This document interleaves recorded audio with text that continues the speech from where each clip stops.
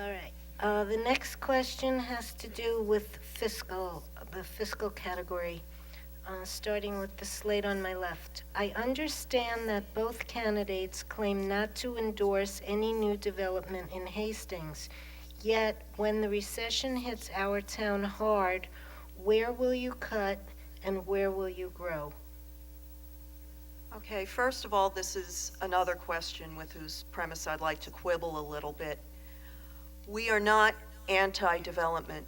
We are anti-development that will not benefit the taxpayers in the community.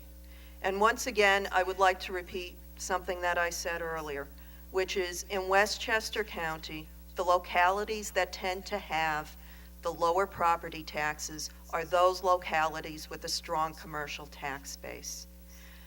I would like to see less of an emphasis on residential proposals, especially medium to high density condominiums and co-ops, which result in large tax certiorari settlements like the one that the school district has just been hit with from the Clarewood development over across from 9A.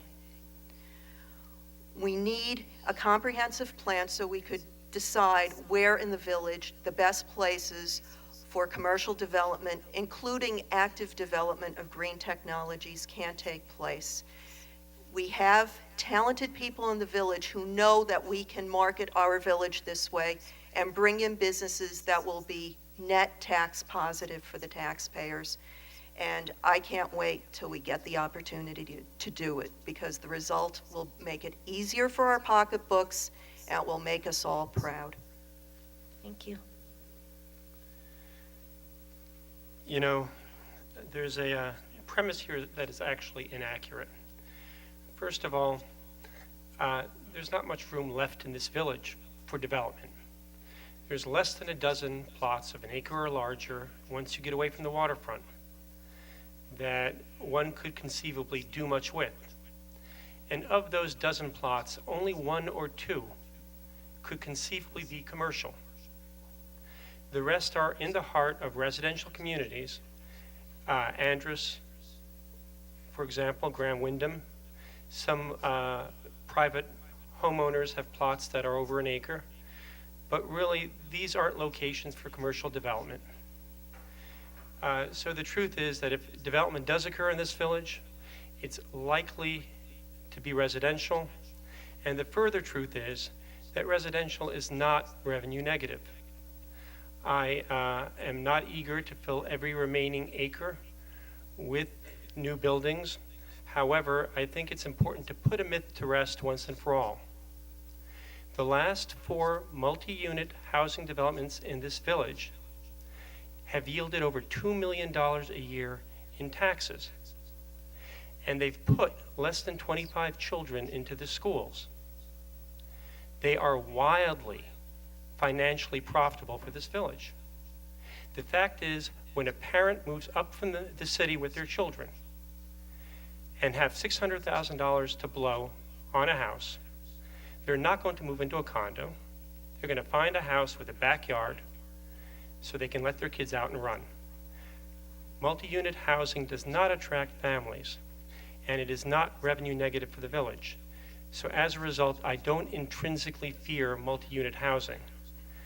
But in reality, there's not much space left for it, so I don't view development as a real revenue generator for this town. Thank you. Would you like to rebut? Mary Jane would.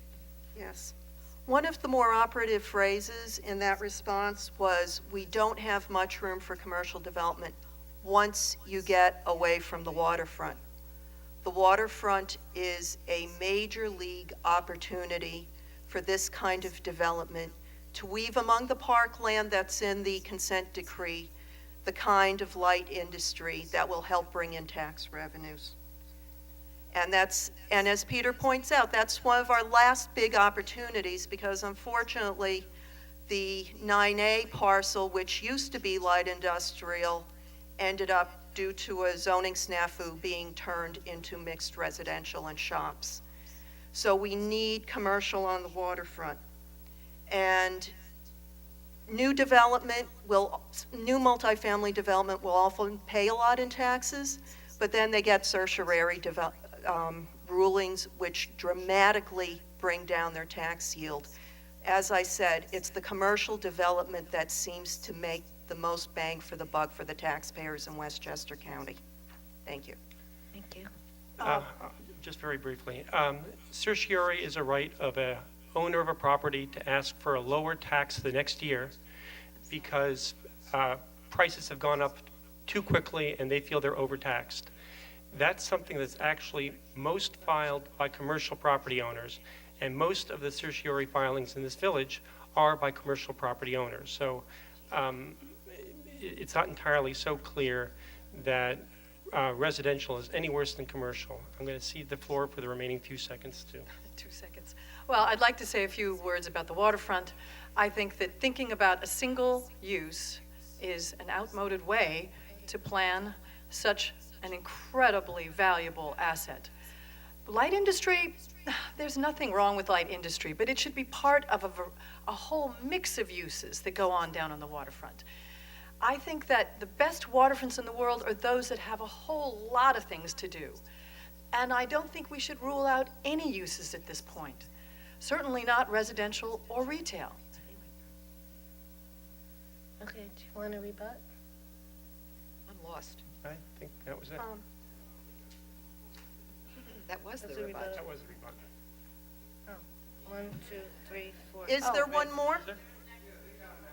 They get an extra. They got an extra, so we get an extra, is that what it is? Okay, Okay. we'll make up the rules. All right. The problem is, we have learned from our own community experience that the mix of residential and commercial is becoming less and less viable for the taxpayers. We need to expand and become diverse as a village. Our tax base was very strong when we had industry down there. Now, that is not to say that because we happened to put down some green industries, an R&D facility, or something of that nature on the waterfront, we will still be able, thanks to that wonderful consent decree, to have access to the water and parkland and all the uses that will allow us to enjoy the water. But it will be done in conjunction with the corporate sponsor who might actually help fund the park's infrastructure for us. And at the same time, it will greatly help our taxpayers because the overall experience in Westchester County is that commercial does better.